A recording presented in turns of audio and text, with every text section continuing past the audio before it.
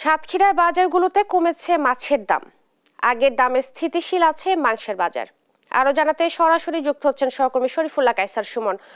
সুমন, আপনি তো বাজারে রয়েছেন, দাম নিয়ে কি বলছেন ক্রেতা বিক্রেতারা জানাবেন। ইরশাদ, দাঁড়িয়ে আছি সাতক্ষীরা সুলতানপুর বড় বাজারে। এখানে মাছ এবং মাংসের দামে আজকে অনেকটাই স্বস্তি বলা যেতে পারে, স্বস্তি এসেছে ক্রেতাদের মধ্যে। মাংসের দামটা একটু বেড়েছে, 700 থেকে 750 করে গরুর মাংস কেজি প্রতি বিক্রি হচ্ছে, খাসির মাংস 1000 টাকা, পোলট্রি মাংসের দামটি স্থিতিশীল 185 টাকা কেজি প্রতি। এছাড়া সোনালী 250 টাকা, দেশি মুরগির দাম এবং হাঁসের দাম 400 এবং 500 টাকা।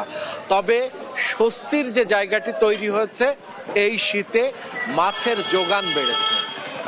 যে মাছগুলো খুব অল্প পাওয়া যেত, বিশেষ করে বাইন মাছ, গুলি মাছ, এগুলো এই শীতের মৌসুম ছাড়া সাধারণত পাওয়া যেত না। এগুলো 800 টাকা কেজি প্রতি ছিল, সেটি কিন্তু কমে 350 থেকে 400 টাকায় নেমে এসেছে।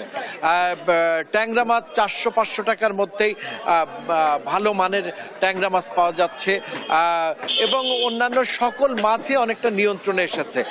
বাজারে আমি একটু ক্রেতাদের সাথে কথা বলতে চেষ্টা করছি, আসলে তারা কিভাবে দেখছে এবং কি অবস্থা।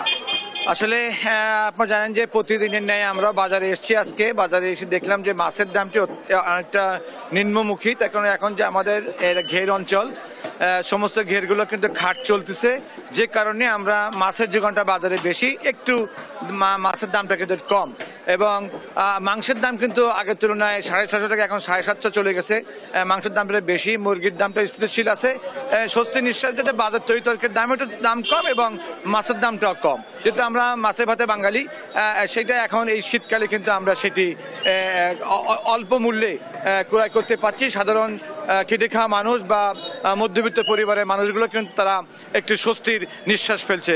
এমনটি শুনছিলাম যে মধ্যবিত্ত মানুষ স্বস্তির নিঃশ্বাস ফেলতে পারছে এই যে মাছের দামটি স্থিতিশীল জায়গায় আসবার কারণে। মাংসের দামটা একটু স্থিতিশীল বা একটু বাড়ছে, কিন্তু মাছের এই যোগানে ক্রেতাদের মধ্যে স্বস্তি, বিক্রেতাদের মধ্যেও একটি স্বস্তির জায়গা তৈরি হয়েছে। এই ছিল সাতক্ষীরার মাছ মাংসের বাজারের যে দরদাম, তার সর্বশেষ ইশরাত।